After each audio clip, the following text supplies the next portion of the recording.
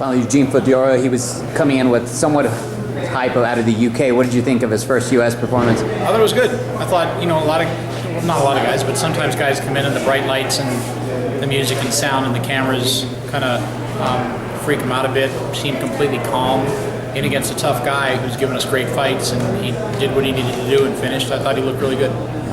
Now, Will Brooks in the Tiger final, how do you see that one? Wow, that's an insane fight. Tiger's got a gas tank that just will not stop. Brooks has been unbelievably impressive for literally the last few fights. So that's a tough call. I mean, look, few of the Russians that we have, just like most Europeans, don't have great wrestling. And Will Brooks' wrestling is very explosive. You saw it in the double legs tonight. Every time he needed to take Syed down, he took him down. So I don't know. That's a tough one to call.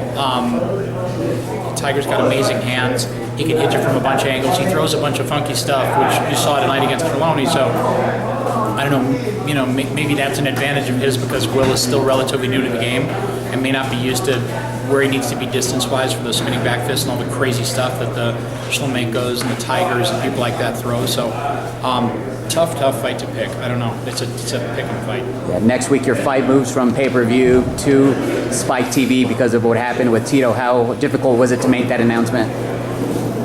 I've always said we're a free TV model, so it wasn't as difficult as you would think. Spike's awesome, and to be able to bring Alvarez versus Chandler to King Mo versus Newton to revenge match, the biggest upset that happened last year in MMA, and Strauss versus Curran for the world title, the Fight Master finale, all for free on a fight that on a card that everybody thought they were going to pay for, is cool. It's great for fans. I try to, when I make announcements like that, I try to take the hat off of the CEO and just go, if I was a fan, would I think this was cool? And I would think that would be great. So from a fan perspective, fans have been awesome to us and supported the brand, so we can give them an incredible show like that, keep the card together, not flush it because it's not on pay-per-view, and keep it going and put on 3 world title fights. It's going to be an incredible night. It'll be great. Back to the pay-per-view.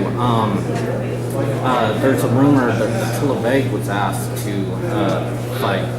Can you confirm that rumor?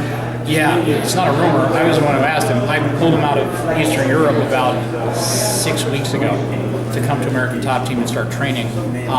The thought process was really that he was ready. He wasn't as ready as he wanted to be, but I thought having him as a backup in case Emmanuel Newton or King Mo went down would be a great idea. We're not going to need a Mo and Newton are ready to go, but you never. I shouldn't even say it. It's like talking about rain before you go to golf. But in the off chance something were to happen to one of those guys, he'd be ready to go. And we're paying him handsomely to be ready and to be on weight. He's a rock star. He's a great fighter, and I can't wait. Hopefully the Newton fight against Mo is incredible, and then we get to see Veg fight the winner, defending his title. So. All right.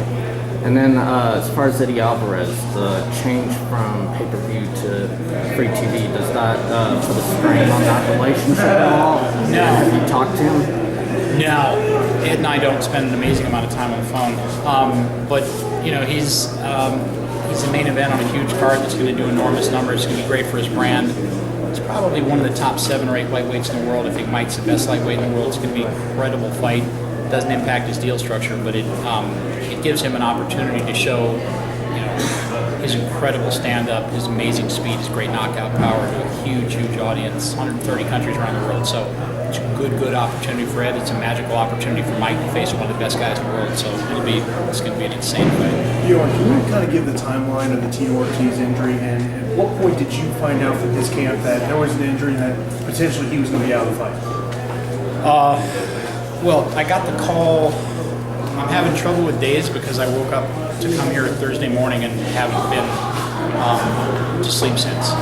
So I talked to Tito 2 days ago. He said that he felt sharp pain in his neck. He said that he wanted to go to Vegas, and I said, we don't have time. Let me get you a doctor here. We sent him to a doctor that we work with in Orange County literally that morning, and he came back and he said, the x-ray shows a complete fracture in my neck. And then he sent the x-rays via computer to his doctor in Vegas who did the initial neck surgery. It's a totally unrelated injury, which is insane. I mean, you have a neck surgery and then you fracture your neck. But his doctor in Vegas called and said, the fracture is severe enough that if Tito were to get dropped on his head or hit the right way, that the fracture in the bone could actually perforate his spinal cord and cause paralysis. He said, I will not let him fight. And Tito was fighting with me. He was like, it hurts and I can't do X and Y, but I'll go. And I was like, your doctor just said you could conceptually be paralyzed. Are you out of your mind? We're not fighting. Do you think retirement's in his future? I don't know. The doctor, I also asked him, I said, what are the chances of this healing? And he said, it's like any broken bone or any fracture. He said, when it heals, it's no more likely than any other part of your body to fracture again. So he said, it's not the kind of injury that's a classic neck or back injury where you have to consider retirement. He said, when it heals, hopefully it heals right, Tito could come back, and he said it's going to be months and months, but he said we'll look at it again after that healing process takes place. We'll make a call from there, but it was better news than I'd anticipated. Are you hoping that Rampage will fight in this year, or is it more looking like 2014? All I'm hoping. I've actually been working on it nonstop with Sam Kaplan and Zach Light, talking to people, looking at potential opponents. In a perfect case scenario, which I think we've got a chance to make happen, we'll see Rampage fight non-spike inside the Bellator cage this season, which would be unbelievable. Now, on social media, there's a fighter who's under contract with another organization, Tyrone Spong, who is kind of making it clear that's a fight he wants. Is that something that you will end up calling his representatives to see what his contract situation is with that other organization, see, if that's a fight you could make happen? Yeah, we're going to, I don't know a lot about him. I know he's a kickboxer, but we've gotten calls from a half dozen extremely well-known fighters who are very, very interested in that fight. Guys that range from 205 up to smaller heavyweights. And we've had a lot of calls. We've talked to a lot of management groups, but we're going to look for an established, well-known mixed martial artist who everybody knows who has got a track record and could stand in with Rampage in a mixed martial arts fight. It's not a kickboxing. Have you had a chance to speak to Rampage at all? Yeah, I've been talking to him nonstop for the last 48 hours. What are his thoughts or feelings? He just wants to fight. He's in incredible shape. We did that knee process that Kobe Bryant had done with the blood injections. We got Rampage. I was going to fly him to Germany to do it, and we were able to do it here in the States with a partner, the guy who did it for Kobe in Germany. And his knees are incredible. He says his knees feel better than they felt since he was 19. So he's just raring to fight. He was down to 220, which is ahead of the curve in terms of how far out we were. He's usually at about 23 or 24, 8-9 days out. He said he feels unbelievable and he wants to fight. And so we're working through options right now to try to put him on Spike TV and have Rampage for the first time fight for Bellator on Spike, which would be great. Yeah. This was the third time this year that you made the trip here to Rio Rancho. What are the thoughts of you guys coming back next year? I love the Albuquerque area. Obviously, it's a hotbed for MMA, so we just got to look at numbers and got to look at crowds and figure out what's what.